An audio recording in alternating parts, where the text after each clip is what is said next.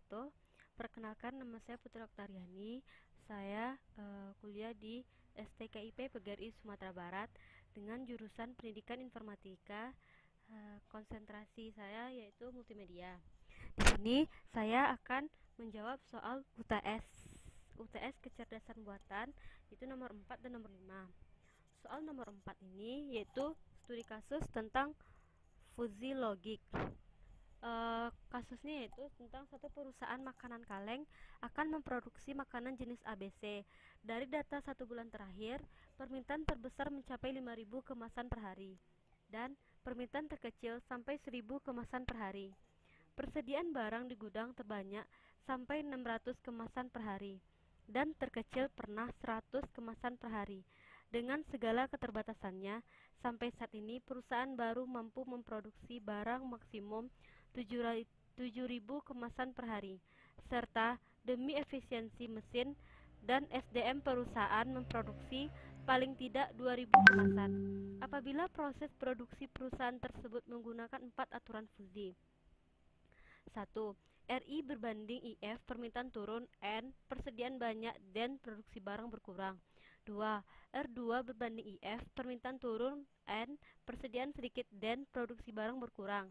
3. R3 berbanding IF, permintaan naik, N, persediaan banyak, dan produksi barang bertambah. Yang keempat, R4 berbanding IF, permintaan naik, N, persediaan sedikit, dan produksi barang bertambah. Permasalahannya, berapa kemasan makanan jenis ABC yang harus diproduksi jika jumlah permintaan sebanyak 4.000 kemasan dan persediaan di gudang masih 300 kemasan? Solusinya yaitu ada 3 variabel fuzzy yang akan dimodelkan. Yang pertama yaitu permintaan, terdiri atas 2 himpunan fuzzy, yaitu naik dan turun. Mu permintaan turun X sama dengan 1, X kecil dari 1.000, 5.000 kurang X dibagi 4.000, X besar dari 1.000, X kecil dari 5.000, 0, X besar dari 5.000. Mu permintaan naik 0, X kecil dari 1.000, X kurang 1.000 bagi 400, X besar sama 1.000, kecil sama 5.000, 1, X besar sama 5.000. Nilai keanggotaan mu permintaan turun sama dengan 5.000 dikurang 4.000 dibagi 4.000 sama dengan 0,25. Mu permintaan naik 4.000 dikurang 1.000 dibagi 4.000 sama dengan 0,75. Dan ini adalah grafik permintaan kemasan per hari. Nomor 2 yaitu persediaan, terdiri atas 2 himpunan fuzzy yaitu sedikit dan banyak.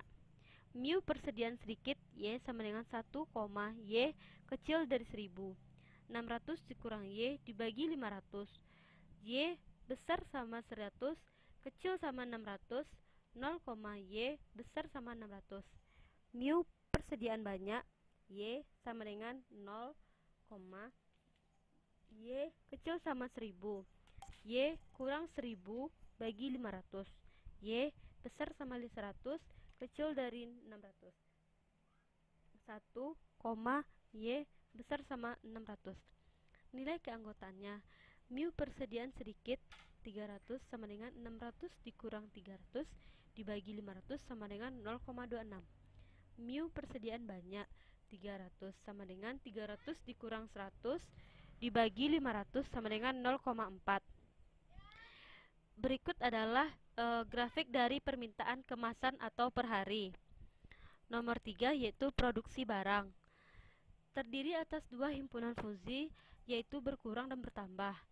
Mu produksi berkurang atau Z 1, Z kecil sama 2.000, 7.000 dikurang Z dibagi 5.000, Z besar sama 2.000, kecil sama 7.000, 0, Z besar sama 7.000. Mu produksi bertambah 0, Z kecil sama 2.000, Z dikurang 2.000 dibagi 5.000, Z besar sama 2.000, kecil sama 700, 1, Z besar sama 7.000. Dan ini adalah ini adalah grafik dari produksi barang kemasan per hari. Di atas telah disebutkan ada 4 aturan dari Fuzil. Yang pertama yaitu RI berbanding IF, permintaan turun, N persediaan banyak, dan produksi barang berkurang. A predikat 1, mu permintaan turun berbanding dengan mu persediaan banyak. Mu permintaan turun 4000, mu persediaan banyak 300. Min 0,25 berbanding 0,4 sama dengan 0,25. Untuk A predikat 1 sama dengan 0,25 pada himpunan produksi barang berkurang. Jadi masuk rumusnya yaitu 7000 dikurang Z per 7000 dikurang 2000 sama dengan 0,25. Ini pakai rumus pindah ruas, maka dapat Z satunya 5750. Aturan 2-nya, R2 berbanding IF, permintaan turun, N persediaan sedikit dan produksi barang berkurang. A predikat 2 sama dengan mu permintaan turun berbanding mu persediaan sedikit. Minnya yaitu 0,25 berbanding 0,6 sama dengan 0,25 yang dipakai. Untuk A predikat 2 sama dengan 0,25 pada himpunan produksi barang berkurang. Maka kita masukkan lagi ke dalam rumus yaitu 7000 dikurang Z dibagi 7000 dikurang 200 sama dengan 0,25. Jadi dapat Z2 nya 5750. Aturan 3-nya, R3 berbanding IF permintaan naik, N persediaan banyak, dan produksi barang bertambah. A predikat sama dengan mu permintaan naik, mu persediaan banyak, min 0,75 banding 0,4. Untuk A predikat 3 sama dengan 0,4 pada himpunan produksi barang bertambah. Masukkan dalam rumus lagi, yaitu Z dikurang 2000 bagi 7000 dikurang 2000 sama dengan 0,4. Jadi dapat Z3 nya sama dengan 4000. Aturan keempatnya, R4 berbanding IF, permintaan naik, N persediaan sedikit dan produksi barang bertambah. A predikat 4, mu permintaan naik banding mu persediaan sedikit, min 0,75 banding 0,6 sama dengan 0,6. Untuk A predikat 4 sama dengan 0,6 pada himpunan produksi barang bertambah. Kita masukkan lagi ke dalam rumus, Z dikurang 2000 bagi 7000 dikurang 2000 sama dengan 0,6, maka dapat Z4 nya yaitu 5000. Pada metode Tsukamoto, untuk menentukan output script menggunakan rata-rata berbobot, yaitu Z sama dengan A predikat 1 dikali Z1 ditambah A predikat 2 dikali Z2 ditambah A predikat 3 dikali Z3 ditambah A predikat 4 dikali Z4 dibagi A predikat 1 ditambah A predikat 2 tambah A predikat 3 ditambah A per 4.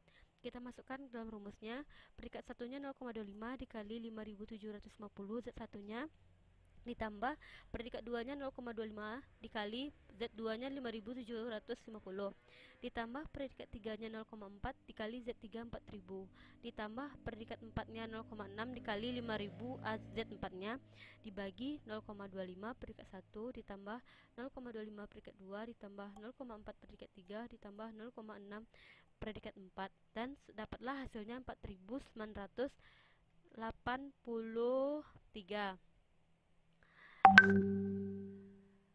Jadi kemasan jenis ABC yang diproduksi jika jumlah permintaan sebanyak 4000 kemasan dan persediaan di gudang masih 300 kemasan, yaitu sebanyak 4983. Baik, di sini saya akan mencoba menjawab soal nomor 5, yaitu jelaskan logika penyeberangan petani ayam, gabah, dan harimau yang menyeberangi sebuah pulau menggunakan perahu. Kemudian buatlah menggunakan bahasa Python untuk salah satu representasi pengetahuan tersebut. Saya akan mencoba menjawabnya, yaitu membuat representasi pengetahuan dari kasus atau logika dari seekor ayam, harimau, gabah, dan seorang petani. Semuanya akan menyeberangi sebuah sungai untuk mencapai tempat B menggunakan perahu dengan syarat jangan biarkan gabah dimakan ayam dan jangan biarkan ayam dimakan harimau. Dengan kata lain, jangan tinggalkan mereka berdua di satu tempat, baik itu tempat A atau B. Pertama-tama saya akan memasukkan coding dari logika penyeberangan petani ayam, gabah, dan harimau ini. Saya membuat coding tersebut di sebuah Picam. Ini codingannya sudah saya buat. Saya membuat coding ini dengan nama project UTS. Uh, Codingannya seperti ini. Kemudian saya akan mencoba merankan.